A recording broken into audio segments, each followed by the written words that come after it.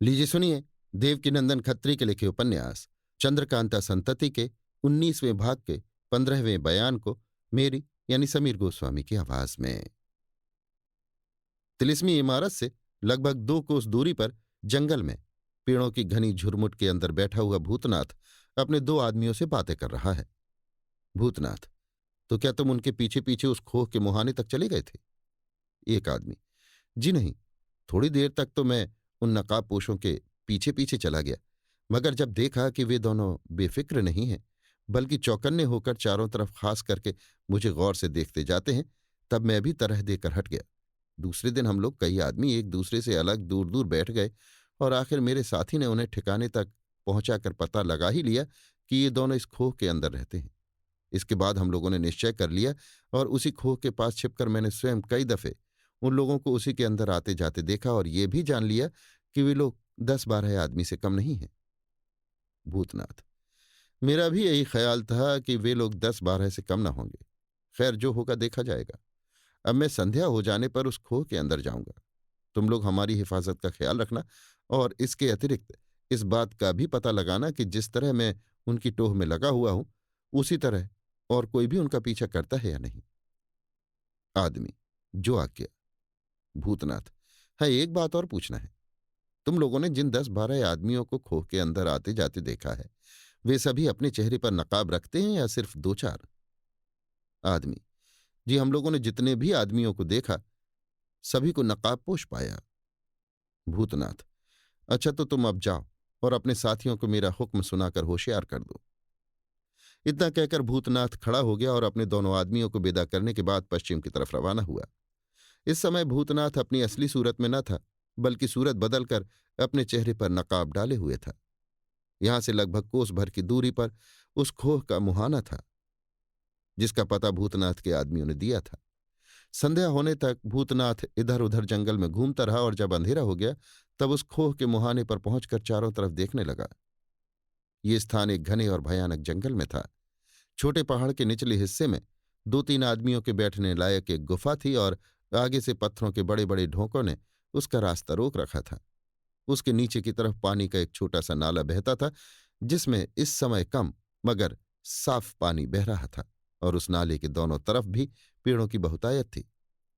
भूतनाथ ने सन्नाटा पाकर उस गुफा के अंदर पैर रखा और सुरंग की तरह रास्ता पाकर टटोलता हुआ थोड़ी दूर तक बिखट के चला गया। आगे जाकर जब रास्ता खराब मालूम हुआ तब उसने बटुए में से मोमबत्ती निकालकर जलाई और चारों तरफ देखने लगा।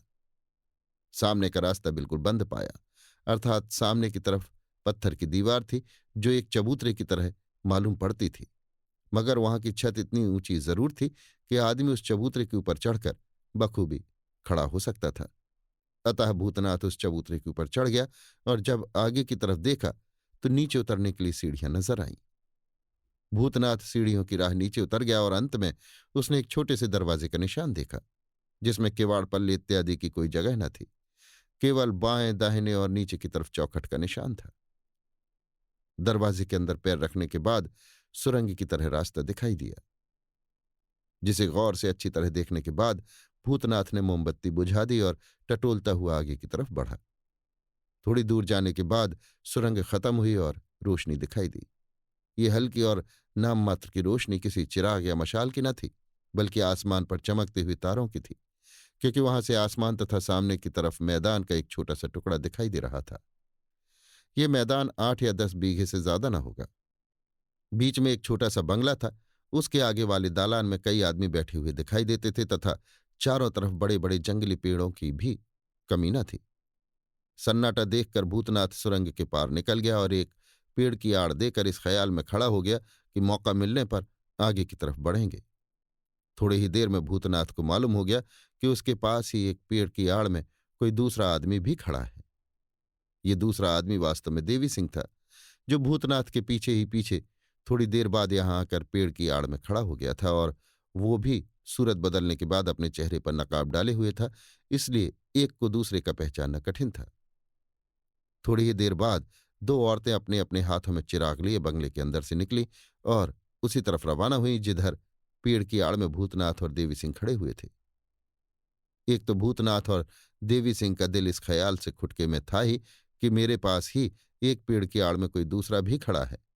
दूसरे इन औरतों को अपनी तरफ आते देख और भी घबराए, मगर कर ही क्या सकते थे, क्योंकि इस समय जो कुछ ताज्जुब की बात उन दोनों ने देखी उसे देखकर भी चुप रह जाना उन दोनों की सामर्थ्य से बाहर था।